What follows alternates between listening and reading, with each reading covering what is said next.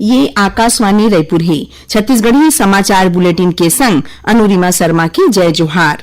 अब सुनो आज के प्रमुख समाचार। राष्ट्रपति द्रौपदी मुर्मू काली 24 मार्च के छत्तीसगढ़ दौरा में आवत हैं। ओमन विधानसभा के रजत जयंती समारोह में शामिल हुई। बीजापुर जिला में आज 2 झीन माई लोगिन समेत 22 झीन माओवादी मन करिस आत्मसमर्पण, जेमा ले 6 झीन माओवादी मन ऊपर घोषित रहिस कुल 11 लाख रुपया के इनाम। और मौसम विभाग प्रदेश के कई ठिन जिला मन में अवैया बेरा में गरजई चमकई के संगे देहे वर्षा के चेतावनी। अब समाचार विस्तार ले। राष्ट्रपति द्रौपदी मुर्मू काली 24 मार्च के छत्तीसगढ़ दौरा में आवत हैं। ओमन छत्तीसगढ़ विधानसभा के रजत जयंती समारोह में शामिल हुई। राष्ट्रपति भारतीय वायुसेना के विमान में काली बिहनिया 10:30 बजे रायपुर के स्वामी विवेकानंद एयरपोर्ट पहुंची। जी हां, राज्यपाल रमेन डेका, मुख्यमंत्री विष्णुदेव साय, विधानसभा अध्यक्ष डॉक्टर रमन सिंह और अन्य गणमान्य लोगन मन उखर अगुवाई करही। एकर बाद राष्ट्रपति राज्य विधानसभा पहुंची। फिर विधानसभा परिसर में राष्ट्रपति पौधारोपण करही, जेमा ओमन कदम के पौधा लगाही। एकर बाद राष्ट्रपति विधानसभा में होइया रजत जयंती समारोह में शामिल हुई। ए समारोह ला राष्ट्रपति संबोधित घलो करही। ए मौका विधानसभा अध्यक्ष डॉक्टर रमन सिंह स्वागत भाषण दीही। समारोह ला राज्यपाल रमेन डेका, मुख्यमंत्री विष्णुदेव साय और नेता प्रतिपक्ष डॉक्टर चरणदास महंत घलो संबोधित करही। समारोह के दौरान सदस्य संदर्भ शीर्षक वाले एक ठिन पुस्तक के विमोचन घलो करे जाही।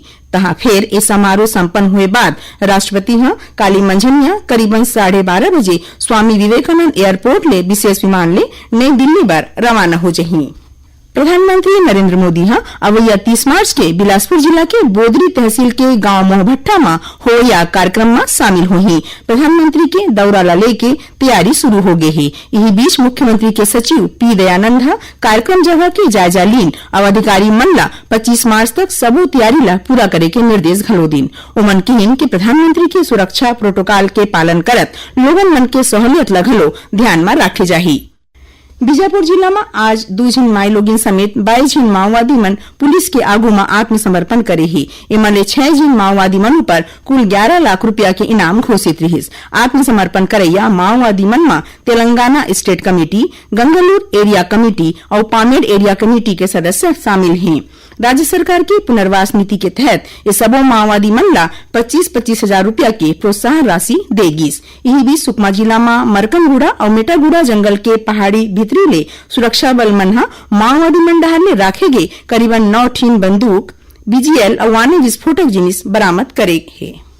उप मुख्यमंत्री विजय शर्मा बीजापुर में राखे के बस्तर पंडुम जिला स्तरीय समारोह में शामिल हुई।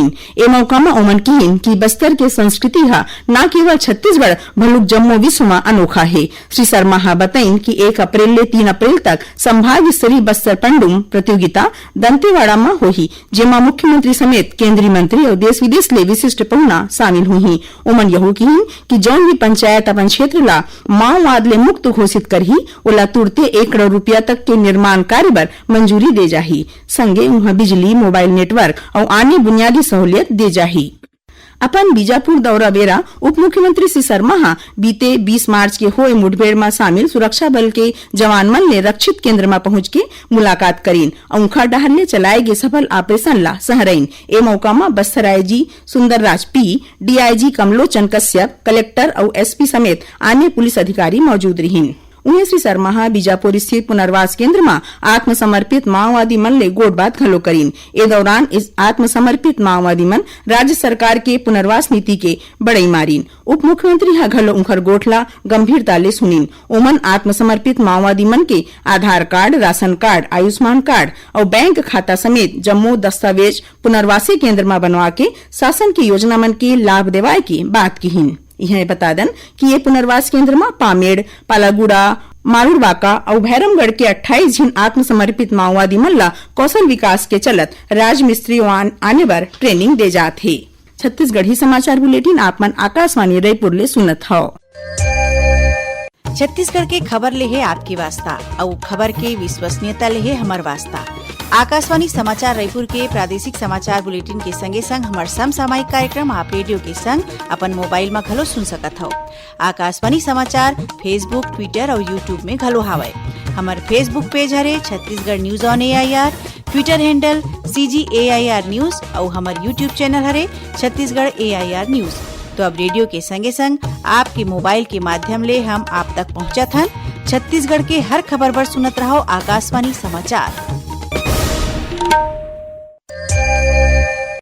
अब आगू बढ़बो बांचे समाचार डहार।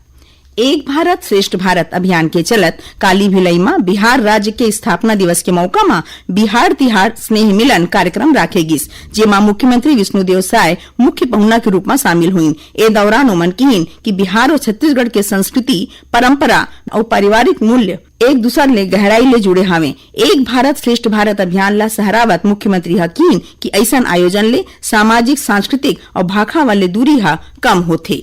केंद्र सरकार 1 अप्रैल ले प्याज निर्यात यानी बाहिर पठोए बर 20% शुल्क वापस लेके निर्णय ले हे। उपभोक्ता कार्य, खाद्य और सार्वजनिक वितरण मंत्रालय मुताबिक एखर ले किसान मन ला फायदा देवैया भाव तय होही। उन्हें बौरैया मन बर प्याज घलो उपलब्ध रही। मंत्रालय हा कहे हे कि रबी फसल मन की उपज ज्यादा होए के संभावना बाद थोक और चिल्लर कीमत हा घटे हे। अनुमान मुताबिक रबी फसल में प्याज समेत आने फसल मन के ज्यादा उपज ले अवैया महीना मन में बाजार भाव हा अउ घट सकत हे। आज शहीद दिवस हरे। ए मौका में मुख्यमंत्री विष्णुदेव साय स्वतंत्रता संग्राम सेनानी शहीद भगत सिंह, राजगुरु और सुखदेव ला सुरता करत माथ नवईन। श्री साय कहिन कि उनकर शहादत स्वतंत्रता संग्राम ला नवा दिशा दे के संगे देश भर में क्रांति के अलख जगईस। उखर मन की जीवन त्याग, साहस और राष्ट्र भक्ति के एक ठिन मिसाल है। मुख्यमंत्री कहिन कि उनकर जीवन ले प्रेरणा लेके हमन सब झिन ला ये संकल्प लेना चाहिए कि देश हित ला सब कुछ मानत हमर राष्ट्र निर्माण में अपन भागीदारी तय करन।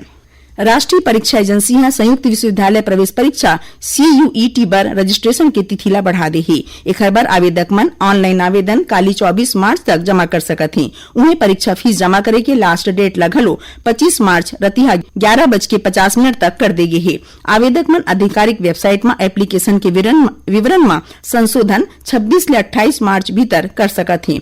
देश के कई ठिन शहर और देश ले बाहिर 15 ठिन शहर मन में कंप्यूटर आधारित CUET परीक्षा 8 मई ले 1 जून भीतर राखे जाही।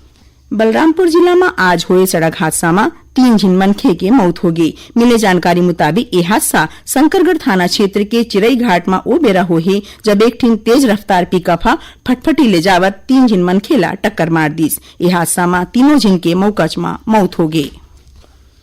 अब पेश है मौसम के हाल।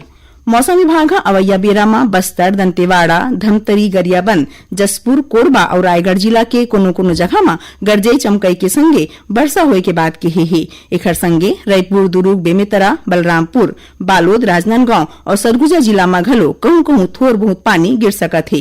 इस बीच कोरबा जिला के कोसगई गांव में आज गाज गिरे ले चपेट में आए 2 झिन मनखे की मौत हो गई। उन्हें 3 झिन आने मनखे गंभीर रूप ले झुलस गए हैं। आखिर में प्रमुख समाचार एक घाव फेर। राष्ट्रपति द्रौपदी मुर्मू काली 24 मार्च की छत्तीसगढ़ दौरा में आवत हैं। ओमन विधानसभा के रजत जयंती समारोह में शामिल हुई। बीजापुर जिला में आज 2 झिन माई लोगिन समेत 22 झिन माओवादी मन करिस आत्मसमर्पण, जेमा ले 6 झिन माओवादी मन पर घोषित रहिस कुल 11 लाख रुपया के इनाम। और मौसम विभाग प्रदेश के कई ठिन जिला मन में अवैया बेरा में गरजई चमकई के संगे देहे वर्षा के चेतावनी। एकरे संग छत्तीसगढ़ी समाचार बुलेटिन यहीं सिरावत है। जय जोहार।